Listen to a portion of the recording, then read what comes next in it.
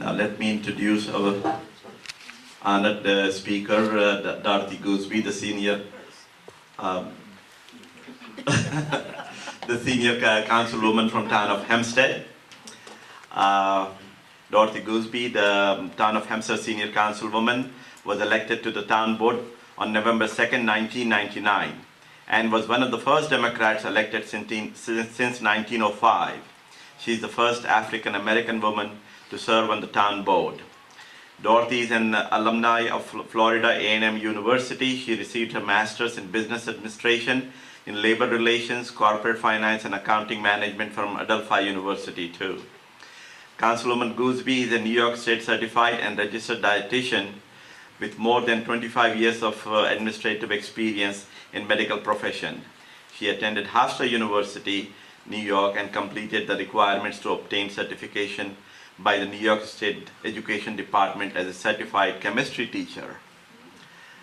I can go on and on. She just has done too many things. Councilwoman Goosby is the president of the Association of Towns of the State of New York.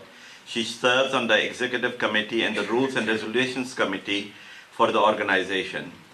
Councilwoman Goosby lives in Hempstead. She recently lost her husband of 50 years, Anderson J. Goosby. And many of us have met Mr. Goosby.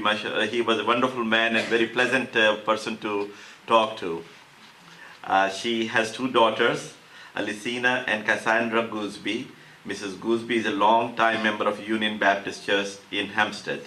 Ladies and gentlemen, I present you the senior councilwoman, Dorothy Goosby.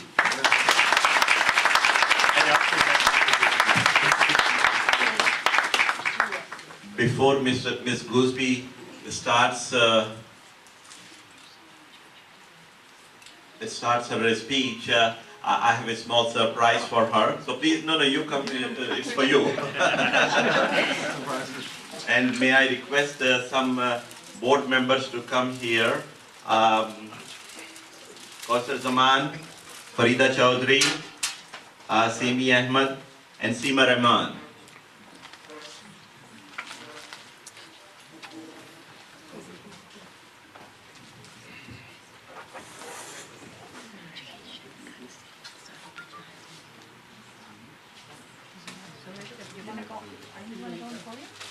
Okay. Dorothy, you want to go on the board?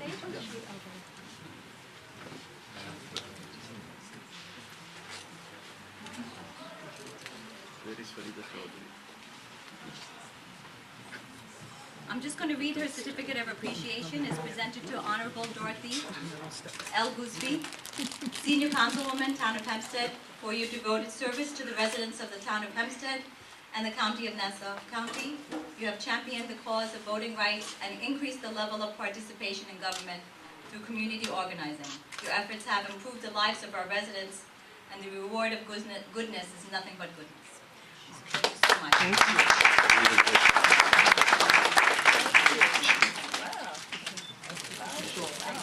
you. Here. As a token, we are giving you this shawl as well. Oh, wow. So, I was on my, okay. Let me just say a couple of things about the shawl. First of all, it's a gift from Brother Habib, and I want him to tell you where he got his little gift from. Okay, I'll say he just got back from India, and so it is a shawl from India. It is given out for respect, to show respect. Just like as I'm wearing the kente cloth, African kente cloth, this is not fashion. Only the royalty of Africa wore the woven kente cloth, and so you have on something that's very special to show our love and our respect for you. And if you were to go to, ladies and gentlemen, the National Museum of African American History and Culture, it includes several artifacts today relating to the life of Harriet Tubman. And one of them that you will see is one of the most beautiful linen and silk shawls that she wore that was a gift from Queen Victoria, 1897. And so we've got a lot of history going on in here, and we've got some royalty on the stage. And so we thank you so much for being here, and we're going to welcome you to the podium at this time. Thank you so much.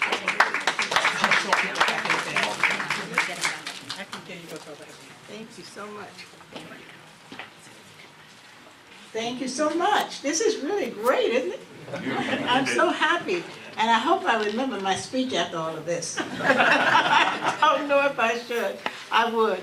But I'm very honored to be here. And certainly, many of you are great friends. I have a friend over here, Mr. Mozzarella, who has been so great. You know, sometimes you're in places where people are not doing something that's just right. And he knew that. He took advantage and he straightened it out. I didn't do it. I said, no, let them go. He says, no, I'm taking care of it. So he and his brother went and they took care of it. So I thank you so much. And I just want people to know it had nothing to do with my color. It was because of the kind of person that you are. So I appreciate it. And I want you to know Mr. Abid has always come. He always comes to Town Hall when we have our programs.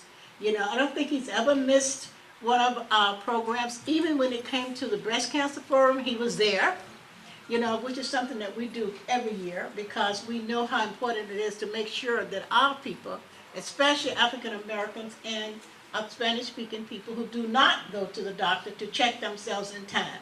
So we've done this for 13 years now, and we have saved the lives of many. So whenever we have it, and we ask the survivors to come up, I think last time we had more than 20 people who came up because they had gone to the doctor because of what we're doing. So I appreciate all the help that you give us. And Mr. Ovid never, ever miss. He always support us. But I'm very honored to be here. See, I've gotten off my speech already, but that's me. I'm very honored to be here, and certainly I thank you so much for what you're doing for the community. And it's wonderful to know that so many of you care about your sisters and brothers, because that's what we are. We're all sisters and brothers. We all came from one place, and that's the continent of Africa. And certainly I'm happy to have my friend here, who I stand on his back as well. We sort of commingle each other, because you know he is the attorney for the Goosby versus Town of Hempstead case. And it was not an easy case. I'm sure he's going to tell you about it. That's why I wanted him to go first. You'll see some of the trials and tribulations that we went through. But God was with us all the way. And so that's how we won. So you can see, I don't come here on my own. I stand on the shoulders of many. And really, I must acknowledge my mom, because my mother was one of those ladies who didn't speak too much, but she really was, she persevered in anything that she did. And she made sure that we did what we should do as children growing up. She was a kind person who never, ever turned anyone down when they needed help. And some of our culture goes back to the time when I grew up. We could not use, I grew up during the time, you're talking about yourself, when we had the colored and the white. And of course, when anyone came to my little town, which is in Florida, colored people could not use a hotel. They had no place to stay. They had no place to eat. So my mom and father always cooked for them and gave them a bed to sleep in. We had to sleep on the floor sometimes on pallets, but the guests always slept in our beds. So that's the kind of people I come from. And there are 4 of us, and they got all 4 of us educated. My mom went as far as the 8th grade because she had to stay home and take care of her grandmother who was blind. My father came from a town in Alabama where during that time they made all the youngsters work. You know, some of you know about that. You had to work in the fields, you couldn't go to school or anything of that nature. Never had a pair of pants until he was 13. They gave them long shirts so they wouldn't run away. But my father always took advantage of whatever he had. I didn't know until I was an adult why his foot was hobbled. You know, he had a hard time. We had a hard time getting shoes, always had pain in his foot. We finally found out it was because they had tried to hobble him. They put a stake in his foot to make sure that he could not run. But even with that, he ran away. So at 13 he ran, and I never had the opportunity to meet his parents because of the fact that he had to run away, he could never go back. And I finally found an uncle some years ago when my sister happened to see someone who looked like us, and she talked to them. So that's how we found out. But so that's some of the history of what we had to go through in order to survive. But we did. It was because we had people in our area who always looked out for us. So when Hillary Clinton said it takes a village to raise a child, it took a village, because anyone there was your mom or your father, and we always shared. So that's part of our history, and that's what Fred's mama would do, the same thing for his mom, because I could tell you some things about him that his mother had to do to him, but I won't tell you today. His mother was a wonderful, wonderful woman who was very much involved in the community, and I tell you, once I became councilwoman, I knew it, because she'd get on that phone, Dorothy, something, such and such. Okay, I'll take care of it. You took care of it, because if you didn't, she'd get you again. So, but she was always looking out for someone else. So those are ones who we know now. But then there are others of us who were queens. Some of them were queens. Did you know that? Many of them were queens, and they came from various countries, and they even, to the point, they fought wars, and they were able to really win against people who thought they would never. Like you were talking about Harriet Tubman, and she would take herself, and then when I think about it, I think about how did she travel all over the country like she did? No lights, no bus, no train, no car, no streets. How did she do it? How could we do that now? Absolutely not. But she was a smart woman. She knew how to follow the stars. And if we had that opportunity to do that now, I know I couldn't do it. I'd be so afraid of the snakes and all the different animals that she ran into. I'm sure she did. But that shows you what you can do when you really want to do something, and how you can persevere, and what God has for you to do. If you follow what He has, then you don't have a problem.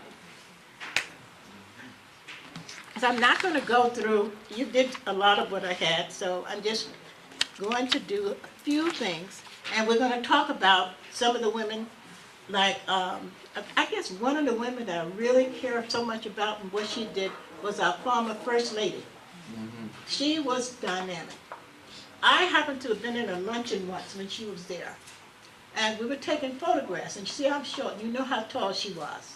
Someone said, don't get on your tiptoes, She didn't think about that. Next thing I knew, she had her head on my shoulder, and we took our photograph. I have that photograph in my office now. Yeah. That's the type of woman she was.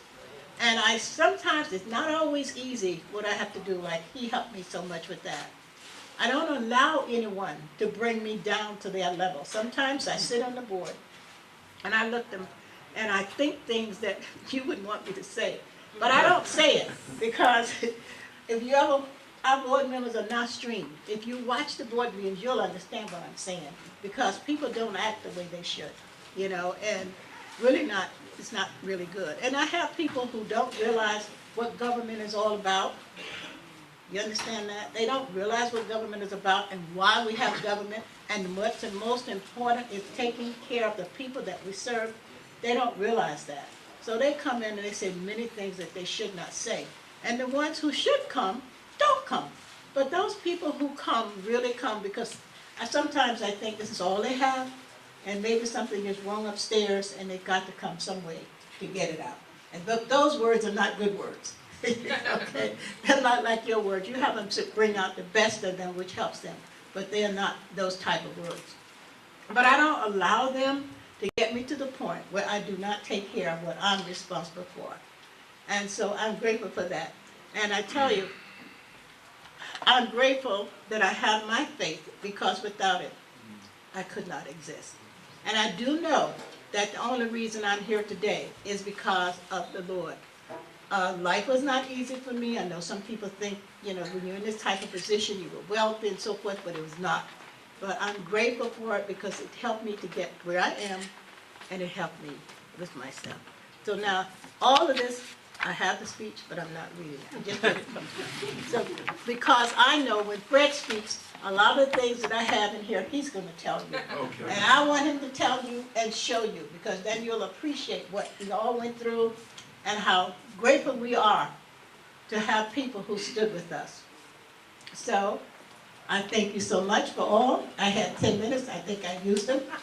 And we have the same colors because this happens to be my sorority colors. I'm a Zeta, and I told her she has to become one too. Zeta Chi Beta sorority. Okay, I want to say this while she's here. You know, so often we wait until people have gone to another place, not called the world anymore, before we start to give them all of their accolades. It takes so many hours and sacrifice. And look at this beautiful woman. I mean, I can't imagine how many family functions or how many times she wanted to go to a movie or just spend time just stargazing, but she couldn't because she was thinking about the community. And with that, for so many years, I mean, you're just worth it. You are a gem. And if I'm no longer here, at least I got an opportunity to tell you that. And so I think we should give her a nice, if you nothing else, you can give her a nice warm round of applause. Standing ovation. Thank you so much. I want to thank you so much. I just told my staff I have Teresa someplace here with me. Without them, I couldn't make it. And I sometimes say, you know, I've got to take my life back because I haven't had one for 18 years. And certainly, I couldn't have done it without the support of my husband and my girls. So thank you so much. Thank you so much. Thank you. Okay, thank you. Enjoy the rest of the program. Mwah. Okay. Alrighty, we're going to have... I like this very much. Oh, you have something? I do too. I love it. Oh, we'll do his later. Now? Oh, will you do it later? Okay. I do have something. Well, thank you. I have a certificate, and when I get these, you know, just think about it. For the first time in the history of the town of Hempstead, you have the signature of a black woman. Never before in 364-year history. And for the first time, you have the signature of a black woman who's the senior councilwoman. Never, not even a man, or I'm the first. So, Betty Holton, I want you to help me with this. Miss Betty, Betty. you can do hers now. I don't have my pink and green one to match. Come on up there. And the rest of you join me, please. Okay. You know, most of you all live in the town of Hempstead. No, you don't. You live in the town of North Hempstead. I do. Oh, okay. All right, so you do. This is almost 800,000 people live within the town. It's the largest town in the United States of America. Wow. So we love you. God bless you. Thank you so much. Thank you. And, okay. Come on. Oh, Some of the other people.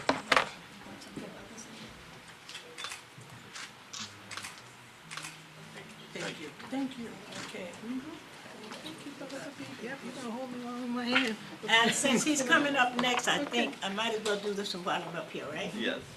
It's a special tribute to Fred K. Brunton, a true leader and a drum major for justice.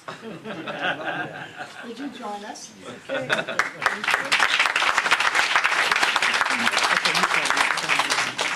Now, I'm going to read this one.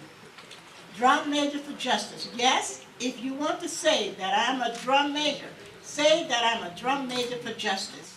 Say that I was a drum major for peace. I was a drum major for righteousness. And all the other shallow things will not matter.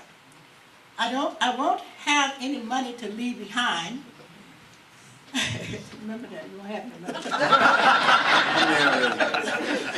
I won't have fine and luxurious things, you don't have that either. A life to leave behind. But I just want to leave a committed life behind. And that's all I want to say. By Reverend Dr. Martin Luther King Jr. Presented to you sincerely today by your councilwoman and presented on March 11th, Islamic Center of Long Island Black History Month celebration.